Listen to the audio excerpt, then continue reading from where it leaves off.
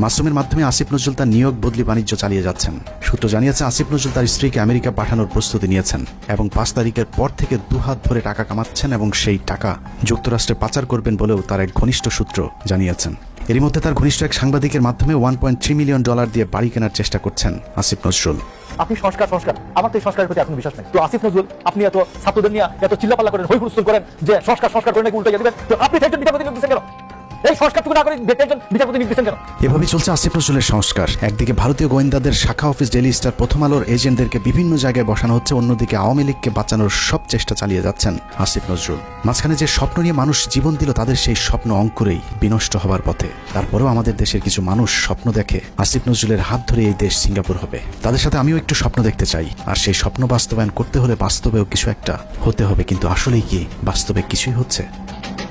আসিফ নজরুল সারা জীবন প্রবাসীদের জন্য মায়া কান্না করে আসলেও কার্যত প্রবাসীদের জন্য কোনো পদক্ষেপ নেওয়া হয়নি, অথচ সেই মন্ত্রণালয়টি এখন তার অধীনেই।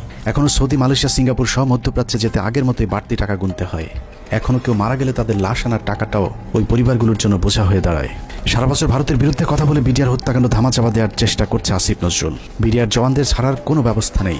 আওয়ামী বিচারকেরা এখনও পর্যন্ত তাদের বিচার কার্য চালিয়ে যাচ্ছেন। আওয়ামী লীগ আমলে জেলে যাওয়া রাজনৈতিক বন্দীরা এখনও জেলে পচে মরছেন, অথচ আসিফ নজরুলের কোনো ভ্রুক্ষেপ নেই। তারেক রহমানের বিরুদ্ধে মামলাগুলোর ক্ষেত্রে আইনের দোহাই দিয়ে আটকে রাখা হয়েছে। মাহমুদুর রহমানের মতো বিপ্লবীকে আইনের দোহাই দিয়ে জেলে ঢুকানো হয়েছে। কথায় কথায় আইন শেখানো আসিফ নজরুলকে উত্তর দিতে হবে কোন আইনে শেখ হাসিনাকে ক্ষমতা থেকে সরানো হয়েছে। আসিফ নজরুল উপদেষ্টাই বা হয়েছেন সংবিধানের কোন ধারায়? পুলিশ ধরার পর 3 হত্যা মামলার আসামি মুন্নি শাহ কোন আইনে ছাড়া পেলেন? রাতের আধারে আনোয়ার হোসেন মঞ্জুর কাছ থেকে 5 কোটি টাকা নিয়ে তারপর তাকে ছাড়তে বাধ্য করা সংবিধানের কত নম্বর অনুচ্ছেদে বর্ণিত আছে? আইন উপদেষ্টার চাচা শ্বশুর হলেই কি হত্যা মামলার ওয়ারেন্টের আসামিকে বিদেশে পাঠিয়ে দেওয়া যায়? তাহলে জাফর ইকবালকে আসিফ নজরুল কোন আইনে পালিয়ে যেতে সাহায্য করেছেন? সারা দেশে হত্যা মামলার আসামিরা নির্দ্বিধায় কোন আইনের বলে ঘুরে বেড়াচ্ছেন? বাংলাদেশের সংবিধানের কোন ধারায় তাদেরকে বাঁচানো হচ্ছে? পরিস্থিতি দেখে মনে হচ্ছে প্রথম আলোর তত্ত্বাবধানে সরকারের একটি অংশ আওয়ামী লীগকে বাঁচানোর আপ্রাণ চেষ্টা চালিয়ে যাচ্ছে। এত কিছুর পরও বিএনপি জামায়াতের এক শ্রেণীর নেতারা প্রথম আলো ডেইলি স্টারকে বাঁচাতে তাদের পাশে গিয়ে দাঁড়িয়েছে। অথচ 15 বছরে বাংলাদেশকে জঙ্গি রাষ্ট্র বানানোর কারিগর এই প্রথম আলো। শুধু বাংলাদেশ নয়, খালেদা জিয়া এবং তারেক রহমানকে জঙ্গিদের নেতা হিসাবে সারা পৃথিবীর কাছে তুলে ধরেছে এই প্রথম আলো ডেইলি স্টার। 2024 সালে বলে রাখলাম, প্রথম আলোকে ভারতমুক্ত করতে না পারলে এদেশকে আবারও ভুগতে হবে। সমস্যা হলো যেদিন বুঝবেন সেদিন আর কিছুই করার থাকবে না। ভারত আর আওয়ামী লীগ যদি আরেকবার সুযোগ পায়, তাহলে এই দেশকে আর কখনোই স্বাধীনতার সূর্য দেখতে দেওয়া হবে না। কে কোন দল করে জানি না, শুধু এতটুকুই বলবো, প্রথম আলোর পক্ষে যে কথা বলবে সেই ভারতীয় দালাল।